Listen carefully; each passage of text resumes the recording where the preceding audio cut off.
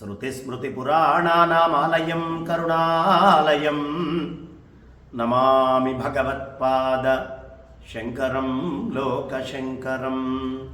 అనంత శ్రీ విభూషితులు శ్రీ శ్రీ శ్రీ భారతీ తీర్థ మహాస్వామి చరణుల పాదకమలములకు, అనంత శ్రీ విభూషితులు శ్రీ శ్రీ శ్రీ విధుశేఖర భారతీ మహాస్వామి చరణుల పాదపద్మములకు సాష్టాంగ ప్రణామాలు సమర్పించుకుంటూ, ఇవాళ చాలా ముఖ్యమైనటువంటి విషయం మాట్లాడడం నిమిత్తం నేను ఈ వీడియో చేస్తున్నాను.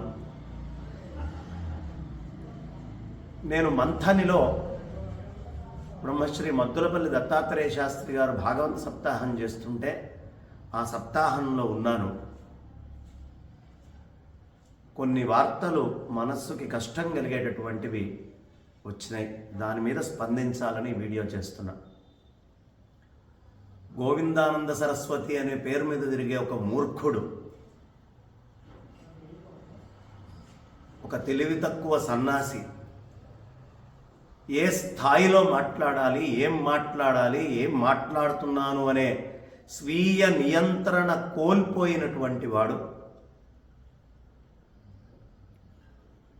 తిన్న ఇంటి వాసాలు లెక్కబెట్టడంలో అతనికంటే ఇంకొక గొప్పవాడు లేడు అని రుజువు చేసుకునే పని నిమిత్తం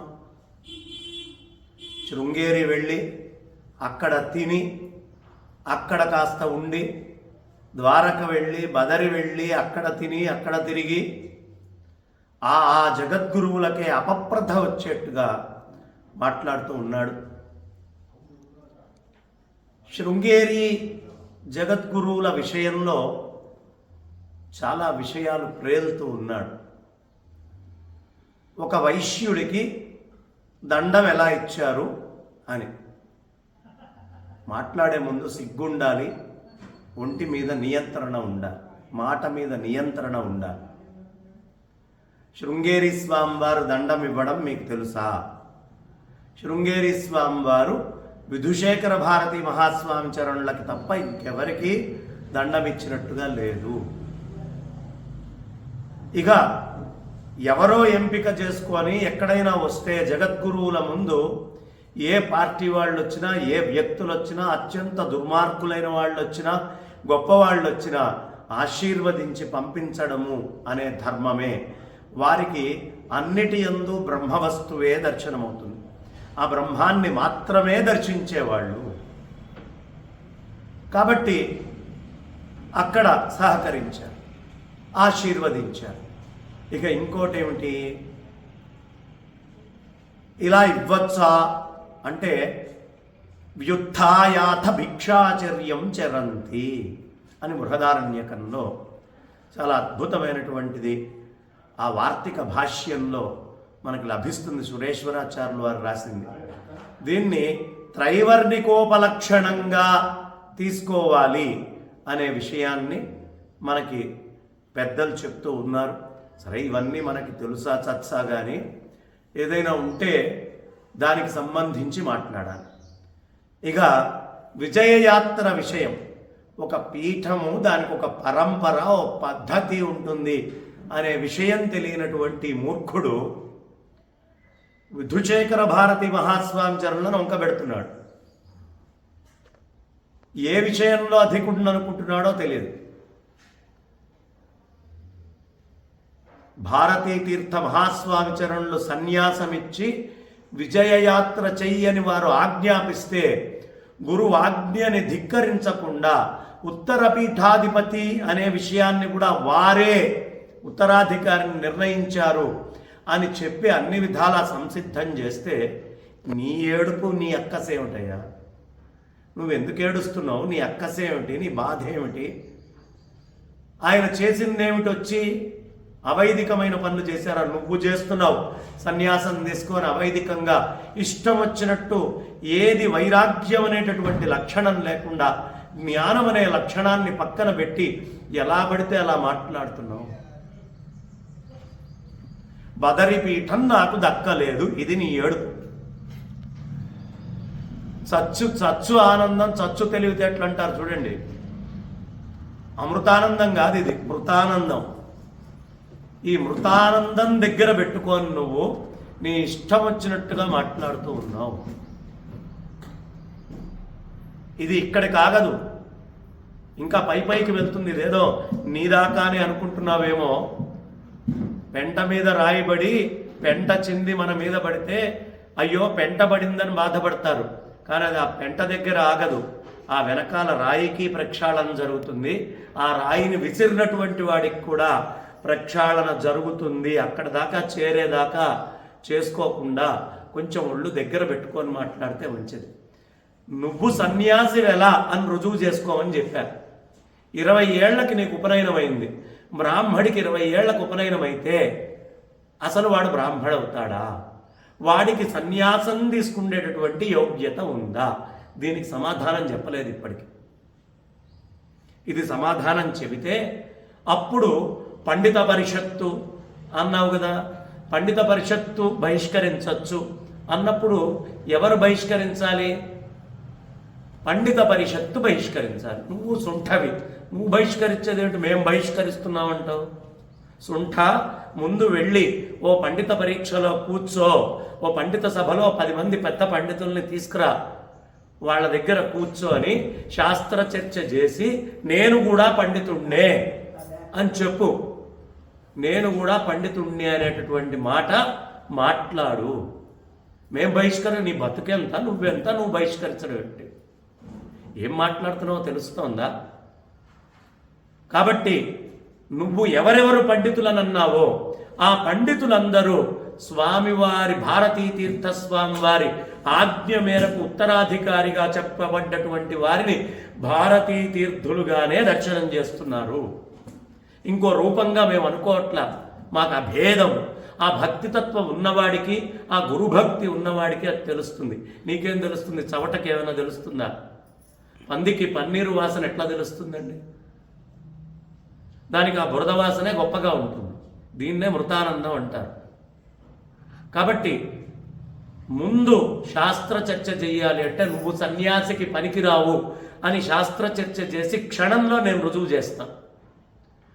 నీలో నిజంగా సమర్థత ఉంటే పండితుల్ని తీసుకురా, కూర్చోబెట్టు, వాళ్లతోటి ముందు ఇతరమైనటువంటి శాస్త్రాల్లో 4 చర్చలు చేసి నేను కూడా పండితుణ్ణే అని రుజువు చేసుకున్నాక అప్పుడు మళ్ళీ పండిత చర్చ ఒకటి పెట్టి మిగతా విషయాలు మాట్లాడదాం. సుంఠ, తెలుసుకో ఏం చేస్తున్నావో, అసలు వైరాగ్యం లేకుండా నువ్వు ఎలా వచ్చావో. యదహరేవ విరజేత్ తదహరేవ ప్రవజేత్ అంటారు. ఎప్పుడు వైరాగ్యం వస్తే అప్పుడు సన్యాసం తీసుకోవాలి. నోటికొచ్చినట్టు తూలే ప్రతి ఒక్కడూ సన్యాసి కాదు. ఏ స్థాయిలో ఎవరితోటి ఎలా మాట్లాడుతున్నాం, ఎంత మాట్లాడాలి, ఈ జ్ఞానం ఉండాలి. స్వామివారు విజయయాత్రలో అవైదికమైన పనులు చేశారా? చెన్నైలో 300 మంది వేద విద్వాంసులతో వేద సభ ఏర్పాటు చేశారు. వాళ్ళకంటే నువ్వు పండితుడివే సుంఠ? వాళ్ళకంటే గొప్పవాడివి కాదు కదా. ఇక నరసరావుపేటలో 100 మంది వేద విద్వాంసులతో సభ అయింది. వాళ్ళకంటే పండితుడివే? పరమసుంఠవి. కాబట్టి అక్కడ పండితులందరూ వెళ్ళి కూర్చున్నారు. ఇక గుంటూరులో 150 మంది వేద విద్వాంసులతోటి విధుశేఖర భారతి మహాస్వామి చరణుల ఎదురుగుండా సభ జరిగింది. వాళ్ళకంటే పండితుడివా నువ్వు? ఒక్కళ్ళైనా నీ పక్కనున్నారా? లింగుని నెట్టుకుమంటూ దండ వేసుకొని తిరుగుతున్నావు. శరీరం మీద అంత అభిమానం ఉన్నా నువ్వేం సన్నాసివయ్యా? సెక్యూరిటీ కావాలా నీకు? ఎవరిచ్చారు అసలు సెక్యూరిటీ? దేనికి నీకు సెక్యూరిటీ? శరీర భ్రాంత, చచ్చిపోతా అని భయమా? ఇది గోడలు దూకడం, మేడలు దూకడం కాదు కదా. ఇది జాగ్రత్తగా మాట్లాడాలి. పక్కన నీకు ఒక యతికి ఎంత అవసరమో అంత స్థాయిలో ఉండాలి. అర్హము బ్రహ్మోపాసన చెయ్యాలి. అంతేగాని ఎక్కడ కుక్క పెంట ఎక్కడుంటే వాసన చుట్టానికి అక్కడ పోయినట్టు మంచి పదార్థాల మీద కూడా పెంట అనేటటువంటి ముద్ర వేసే ప్రయత్నం ఎందుకయా నీకు? ఆయన స్వామివారు రాజమహేంద్రవరం వెళ్తే 200 మంది వేద పండితులు అక్కడ వచ్చారు. నువ్వు వెళ్ళావు, ఎవడొచ్చాడు అక్కడ? అదో ముష్టి 2 పనికి మాలినటువంటి వాళ్ళని అటు ఇటు వేసుకొని తిరుగుతూ. మన స్థాయి ఏంటో, మన గౌరవం ఏంటో తెలుసుకో. సంపూర్ణ శృంగేరి మఠ ప్రక్షాళన చేస్తావని బతుక్కి నువ్వు ముందు సన్యాసివని రుజువు చేసుకో. సన్నాసి జాగ్రత్తగా మాట్లాడు, ఒళ్ళు దగ్గర పెట్టుకొని మాట్లాడు. ఈ దొంగ బాబా, ఈ దొంగ సన్నాసిని ఏ ఒక్కళ్ళు ఆదరించకండి పరిపూర్ణంగా. ఎందుకంటే మనకి శంకరాచార్యులు వారు చెప్పారు, పెద్దలందరూ అంటారు, కాషాయ దండ మాత్రేణ యతి పూజ్యో నసంశయ అని. కాషాయ దండం ఉన్నంత మాత్రానే యతులని పూజించాలి సంశయం లేకుండా అని. కానీ ఇట్లాంటి త్రాష్టులు రావడం వల్ల మనం దాన్ని మార్చుకోవాల్సిన పరిస్థితి వచ్చింది. కాషాయ దండ మాత్రేణ యతి పూజ్యో న సంశయ.